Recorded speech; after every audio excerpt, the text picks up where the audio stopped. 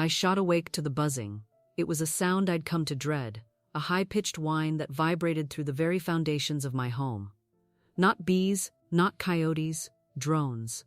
I threw off the thin sheet, my heart already hammering a frantic rhythm against my ribs. My bare feet hit the cold concrete floor. I moved fast, quiet. My husband, Matteo, was still asleep beside me, his breathing deep and even. I didn't want to wake him yet. Not until I knew for sure. I slipped into the jeans and t-shirt I'd laid out the night before. A ritual born of necessity. Every night I prepared for the dawn. Every dawn I prayed I wouldn't need to. I grabbed my rifle from the rack by the door. It felt heavy, familiar, an extension of my arm. My father had taught me to shoot when I was just a girl, out on this very land. He'd taught me to respect it, to protect it. But he never told me how to protect it from this. I crept to the living room window, pulling back the curtain just an inch. The pre-dawn light was still bruised purple and gray, but I could make out the shapes, 2 of them, black silhouettes against the paling sky, circling, always circling. Like vultures, but mechanical.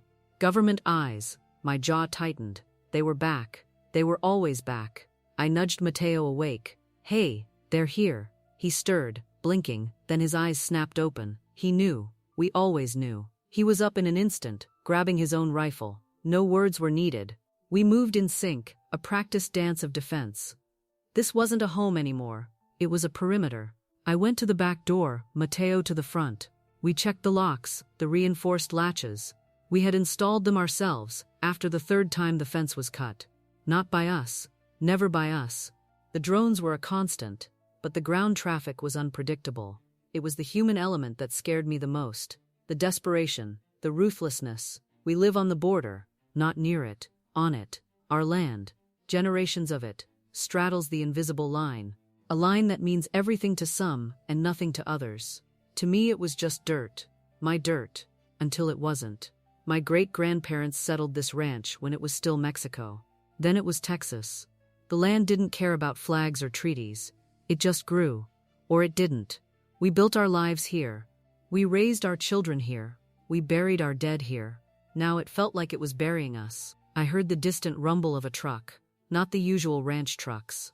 This was a heavy diesel, modified, cartel. My blood ran cold. The drones meant the government was watching. The truck meant they were moving. And my home was in the middle. I pressed my ear against the cool wood of the door. The sound grew louder, closer. It was coming down the old access road, the one that ran right past our west pasture. They used it as a shortcut, a blind spot, a place they thought no one would see them. But I saw them. I always saw them. I glanced at Matteo across the living room. His face was grim, a mirror of my own fear. His hand tightened on his rifle. We stood there, 2 guardians of a land that no longer felt like our own. The truck roared past, a blur of dark metal and churning dust. I heard the muffled shouts, the crunch of boots on gravel. They weren't stopping, not yet. They were just passing through. My heart didn't slow. Passing through meant leaving something behind, or taking something with them. Minutes stretched into an eternity. The drone hummed overhead, indifferent. The cartel truck faded into the distance. Silence descended again, a tense, fragile thing. Then a new sound, a rustling in the dense mesquite brush, closer than the truck. Too close. My breath hitched. "Did you hear that?" I whispered to Matteo. He nodded, his eyes scanning the windows, the walls. He'd heard it.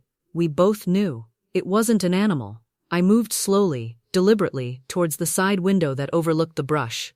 I peered out, my rifle raised. The sun was just peeking over the horizon now, painting the sky in fiery oranges and purples. Beautiful. Deadly. I saw him. A young man, probably just a boy, really. He was hunched over, clutching his side. Blood bloomed dark on his t-shirt. His eyes were wide with fear, desperation. He wasn't cartel. He was a migrant. He looked up, met my gaze. His eyes pleaded. He was injured, alone, exhausted. My training, my instincts, screamed at me to stay inside, to protect my family, to call border patrol. That's what they told us to do. That's what the government wanted. But I looked at him, really looked. He was someone's son, someone's brother. He wasn't a threat, not to me. He was just trying to survive. The drone still hummed overhead, a mechanical eye watching. The cartel truck was gone, but they could always come back. I was caught between the law, the criminals, and my own conscience. Matteo came up beside me. He saw the boy too. His face softened, then hardened. He knew the risks. We both did. Offering help could mean a fine, or worse, accusations of aiding and abetting. It could mean cartel retaliation if they thought we were interfering with their product. But leaving him there, to bleed out, to be caught by the desert, or something worse. I made my decision. It wasn't a legal one.